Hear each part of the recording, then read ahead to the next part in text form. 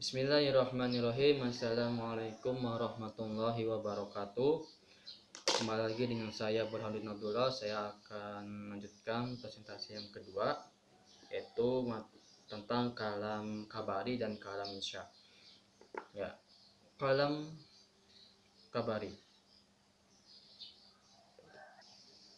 Ya, kalam kabari. Kalam kabari adalah kalimat yang pembicaranya dapat dikatakan sebagai orang yang benar atau dusta. Bila kalimat itu sesuai dengan kenyataan, maka pembicaranya itu adalah benar. Dan bila kalimat itu benar, bila kalimat itu tidak sesuai dengan kenyataan, maka pembicaranya itu adalah dusta. Jadi bila pembacaannya itu benar ya, sesuai dengan kenyataan, itu kayak fakta ya, maka pembicaranya itu benar. Dan bila kalimat itu tidak sesuai dengan kenyataan atau mitos ya, maka pembicaranya itu adalah dusta. Contohnya dalam kalimat masa maunis nasiman min marohil bini hamdan imtala tal abul toyib il kindi maluha. Seandainya tidak ada Abu Thayyib Al-Kindi, maka tidak akan penuh pendengaran manusia dengan pujian terhadap Ibnu Hamdan. Ya, dalam contoh kalimat tadi, Ibu Ishaq Al-Ghazi bahwa menceritakan bahwa Abu Thayyib Al-Mutanabbi adalah orang yang menyebarluaskan keutamaan Saifud Al-Daulah bin Hamdan. Ya, jadi keterangan ini kemungkinkan Al-Ghazi itu berkata benar ya, ataupun dusta. Dan ukuran benar itu dan salahnya perkataan tersebut ini tergantung dari fakta yang ada. Jadi terus yang kedua yaitu macam-macam kabar ya. Macam-macam kabar itu ada 3. Yang pertama, hatinya bebas dari hukum yang terkandung di dalam kalimat yang akan diucapkan. Dalam kondisi seperti ini, tanpa diserta demikian kalimat disampaikan tanpa disertai tidak ada taukid, kalam kabar semacam ini disebut sebagai ibtidai ya. Contoh dalam kalimat alil qadarul ahlal azmi ta'tal azaim ya, kemauan itu datang sesuai dengan kabar keteguhan. Pada contoh di atas kalimat kondisi mukhatab hatinya bebas dari hukum yang terkandung. Al-khaliyuz zihni. Oleh karena itu si pembicara tidak memandang perlu untuk mempertegaskan berita yang disampaikan. Yang kedua adalah ragu terhadap hukum dan ingin memperoleh sesuatu keyakinan dan mengetahuinya ya. Dalam kondisi demikian lebih baik kalimat disampaikan disertai dengan lafaz penguat agar dapat menguasai dirinya. Kalimat semacam ini disebut talabi ya. Contoh dalam kalimat innal ra'aitu awaqibul dunya fatarokta ma'ah wa ihwa lamal ahsan. Sesungguhnya aku mengetahui seluruh akibat dunia, karena itulah maka aku ditinggalkan apa yang aku inginkan, mengingat apa yang aku takuti ya. Yang ketiga yaitu pada contoh yang saya sebutkan bahwa mukhatab sedikit merasa ragu dan tampak padanya keinginan untuk mengetahui hakikatnya, maka dalam kondisi seperti ini baik sekali disampaikan kepadanya kalimat berita yang terkesan meyakinkan dan menghilangkan keraguannya. Jadi kalimat ini diperkuat dengan inna itu sesungguhnya.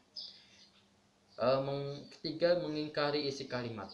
Dalam kondisi demikian kalimat wajib disertai penguat dengan satu penguat atau lebih sesuai dengan frekuensi keinginannya.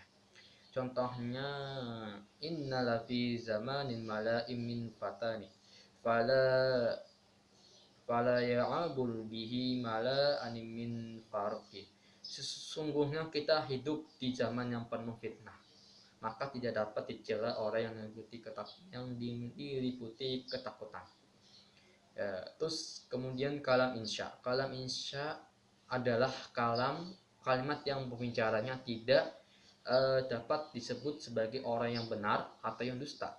Ya, contohnya dalam kalimat la tazlamu min azami minal azai ilal biqadari ma sonatun.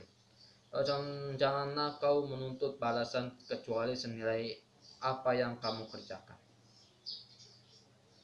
Contoh lagi, al bin nafsil tilkal ladi al ati bul riba wa ma ahsanal mustafa wal mata ribaan. Demi diriku alangkah baiknya bumi yang tinggi itu dan alangkah indahnya sebagai tempat peristirahatan di musim panas dan musim semi. Oke. Terus yang kedua, pembagian kalam insya. Kalam insya dibagi menjadi dua. Yang pertama adalah insya talabi, yang kedua adalah insya ghairi talabi.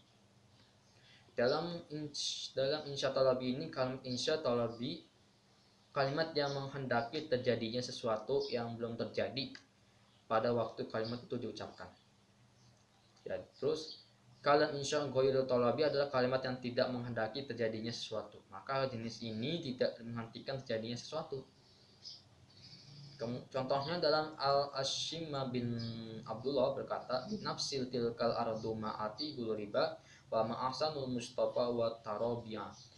Demi diriku alangkah baiknya di bumi yang tinggi itu dan alangkah indahnya sebagai tempat peristirahatan di musim panas dan musim dingin. Tiga adalah pembagian kalam insya talabi. Yang kalam insya talabi dibagi menjadi 5. Yang pertama amar, kemudian nahyi, yang ketiga istifham, empat tamani, dan kelima adalah nida atau seruan. Yang pertama adalah amar. Amar adalah kata perintah.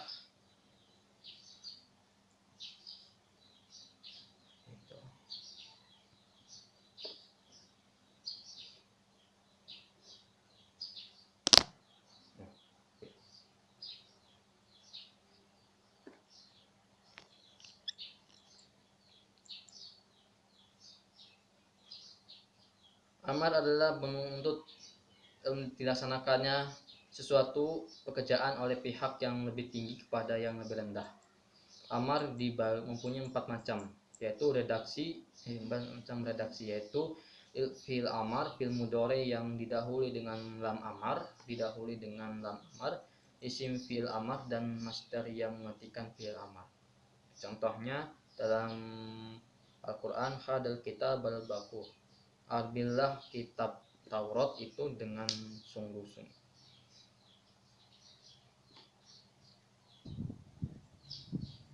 Hadal kitabul baku, ambillah al-kitab itu dengan sungguh-sungguh. Al-Quran ayat surat Al-Maryam.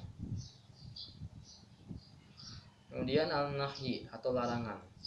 Nahyi adalah larangan, adalah tuntutan yang tidak dilakukannya sesuatu perbuatan yang disampaikan oleh seseorang kepada orang yang martabatnya lebih rendah. Redaksinya nahiyah adalah fil mudhari didahului dengan la nahiyah. Contohnya wala taqrabu mal yatimul ilal balati hiya ahsan, dan janganlah engkau dekati harta anak yatim kecuali dengan cara yang lebih bermanfaat. Ya, surat Al-An'am. Kemudian al-istifham. Istifham itu adalah mencari pengetahuan tentang sesuatu yang sebelumnya tidak diketahui. Ya. Contohnya anta masyafiro ahuka. Ya, apakah kamu yang telah bepergian atau saudaramu? Hal yas. Terus keempat tamani adalah mengharapkan sesuatu yang tidak dapat diharapkan keberhasilannya, baik karena memang perkara itu mustahil terjadi atau mungkin terjadi namun tidak dapat diharapkan pencapaiannya. Contohnya falaitul lail fi, maka langkah baiknya jika malam bulan Ramadan itu lamanya sebulan, sedangkan siangnya berjalan secepat perjalanan awal. Fahuwa lana min ma syafa'ah wa yasyafa'ahu lana. Maka adakah bagi kamu memberi syafaat yang akan memberi syafaat bagi kamu? Ya, terus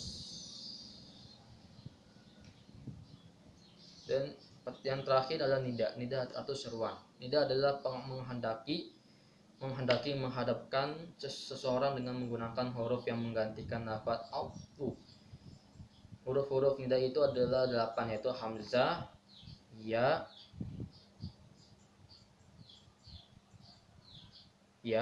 a, ai, aya, haya, dan wa.